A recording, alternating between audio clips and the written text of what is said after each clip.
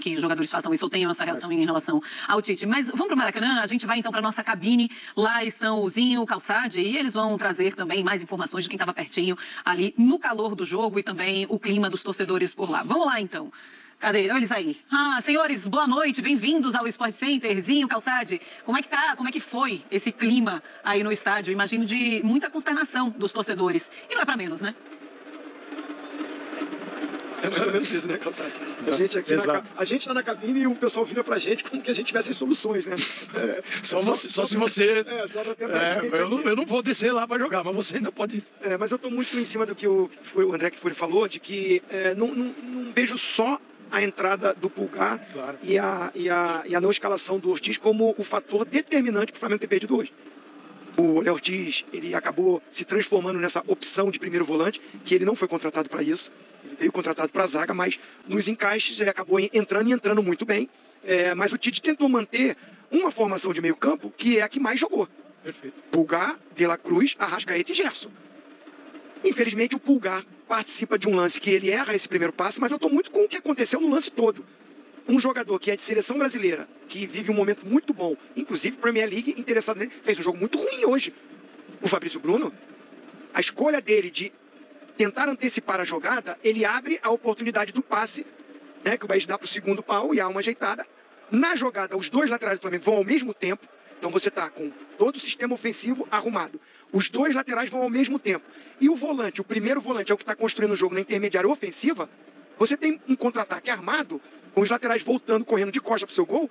E o zagueiro experiente não pode dar o bote. Ele tem que cercar, ele tem que retardar para a chegada do resto do time. É isso, o máximo possível. Ele não tem que tentar antecipar a jogada. Acho que passa também pela escolha do Fabrício Bruno na jogada. E aí, é claro que é o mérito do Penharol, que encaixa um contra-ataque maravilhoso. Veio para isso, jogou para isso. Fez duas linhas de quatro, uma marcação muito forte, muito aplicados, determinados, sabendo jogar o jogo de Libertadores fora de casa. Teve 2, 3 chances no jogo, nos contra-ataques.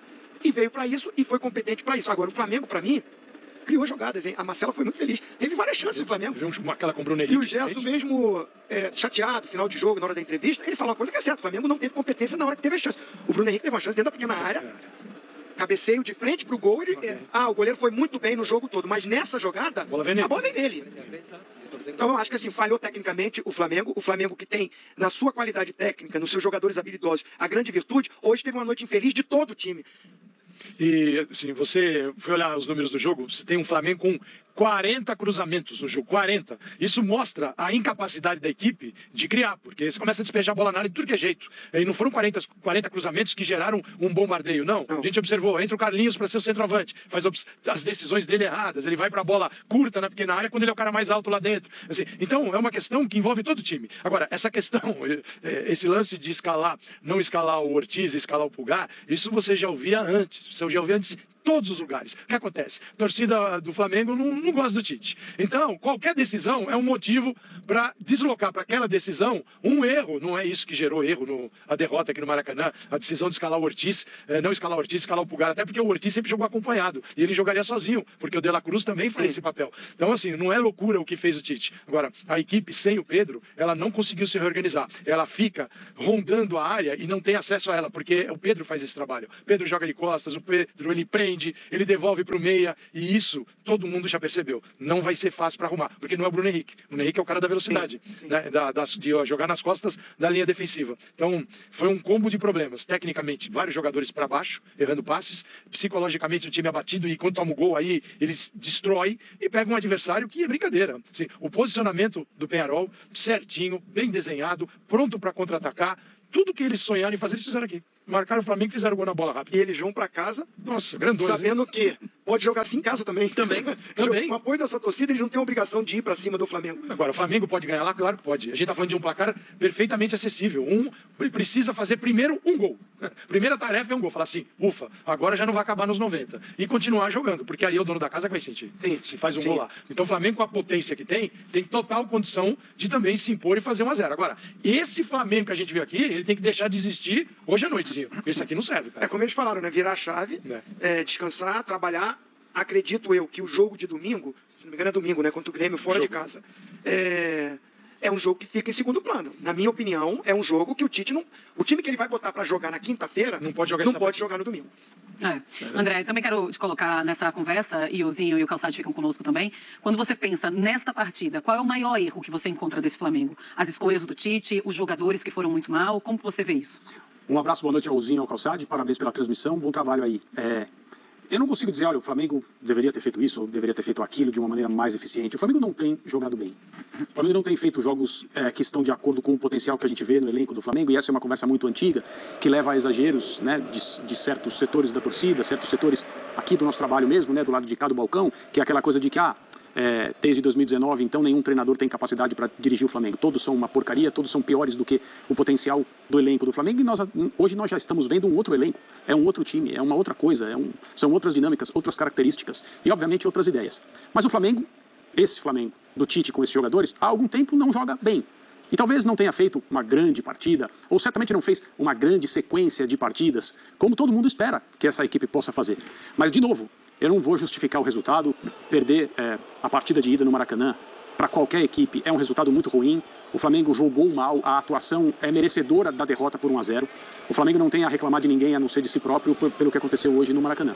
Mas eu nunca vou deixar de dizer, a quantidade de jogadores que não podem atuar, as características desses jogadores, os nomes desses atletas, colocam o Flamengo num modo de sobrevivência partida a partida. Joga quem pode, joga quem tem condição de entrar em campo. Faz o papel quem pode fazer, não necessariamente quem é o melhor para fazer. E é um elenco tão bom que o Flamengo continua disputando todas as competições que ele tem no seu calendário, chegando à semifinal de Copa do Brasil, esse estágio da Libertadores, ali nas primeiras posições do Campeonato Brasileiro, embora pareça que no Brasileiro o Flamengo não vai ter gás, não vai ter energia, não vai ter o que é necessário para disputar o título até o fim, pelo menos é a impressão que eu tenho nesse momento, mas as coisas todas mudam muito rapidamente no futebol. Isso tudo dito, o Flamengo não jogou bem de novo e cometeu os equívocos em campo errados, né? Os equívocos errados parecem, né, uma maneira estranha de falar português, mas é que contra um time que veio para o Maracanã para fazer o que o Peñarol fez, o Flamengo não poderia ter cometido os erros que cometeu.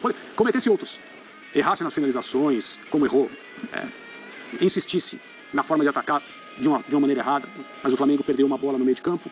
Foi um efeito dominó de falhas defensivas, vários jogadores envolvidos, para uma equipe que, assim, em todos os ensaios que ela fez para enfrentar o Flamengo no Maracanã hoje, em nenhum deles ela foi tão competente quanto foi no campo, quando o Flamengo ofereceu a oportunidade.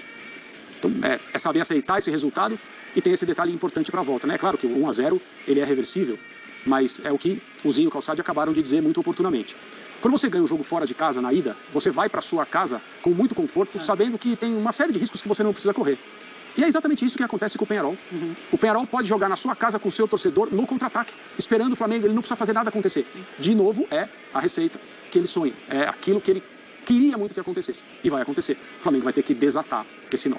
Ô Zupá, primeira derrota do Flamengo em casa em Libertadores desde 2019.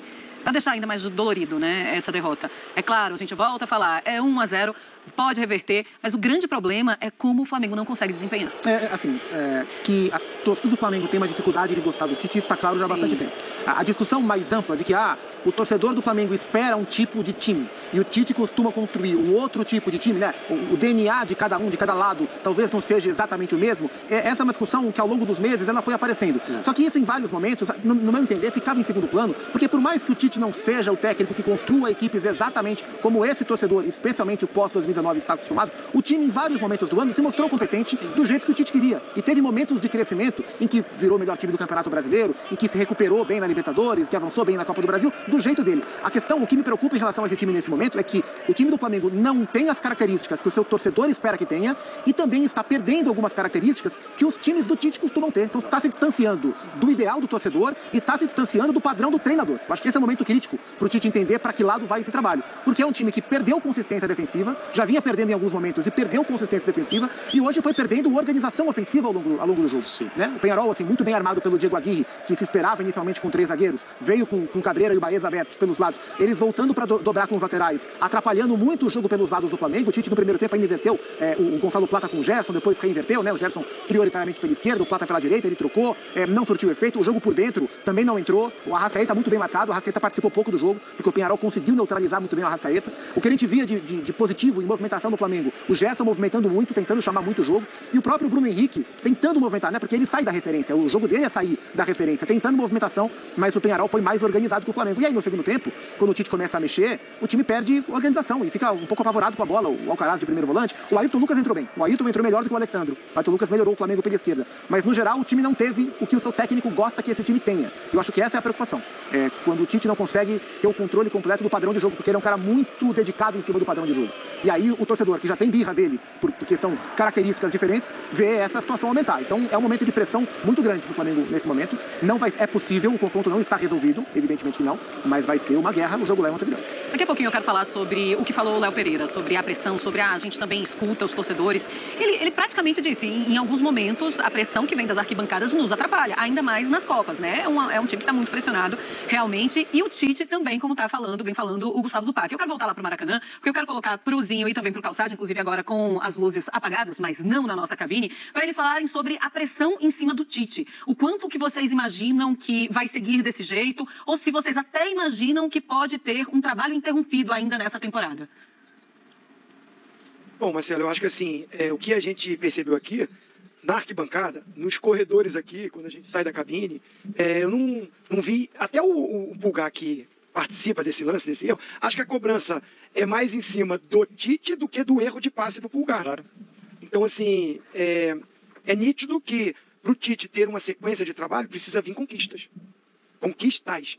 Não sei nem se um título é suficiente para trazer, porque se fosse o título da Libertadores, aí tudo bem. Mas um título, vamos dizer, da Copa do Brasil, essa paz, essa afinidade, esse carinho do torcedor com o Tite, eu acho que ele não é aproximado. Não tem. A gente tem que entender hoje o que é o